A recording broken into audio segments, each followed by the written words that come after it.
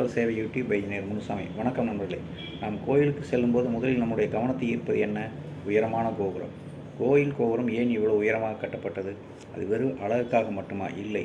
பாரம்பரியமாக கோபுரம் என்பது கோயிலின் அடையாளமாகவும் தொலைவிலிருந்தே கோயிலை அறிய செய்யும் அடையாள கட்டுமானமாகவும் இருந்தது. பழைய காலங்களில் உயரமான கோபுரம் ஒரு முக்கியமான நோக்கத்தை கொண்டிருந்தது.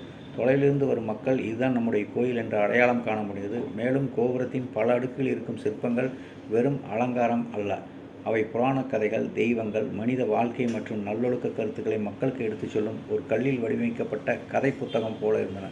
அதனால்தான் படிக்க தெரியாத காலத்திலும் கோயில் சிற்பங்களின் மூலம் மக்கள் பல கதைகளையும் கருத்துக்களையும் அறிந்து கொண்டார்கள். மற்றொரு முக்கியமான விஷயம், கோபுரம் வேறு, கருவறையின் மேலுள்ள விமானம் வேறு. பலர் இதை இரண்டையும் ஒன்றாக நினைத்து விடுகிறார்கள். நண்பர்களே, நம்முடைய கோயில்கள் வெறும் வழிபாட்டு தலங்கள் அல்ல, அவை கலை, கட்டிடக்கலை, வரலாறு, ஆன்மீகம் மற்றும் சமூக வாழ்க்கை ஆகியவற்றை இணைக்கும் பாரம்பரிய மையங்கள்.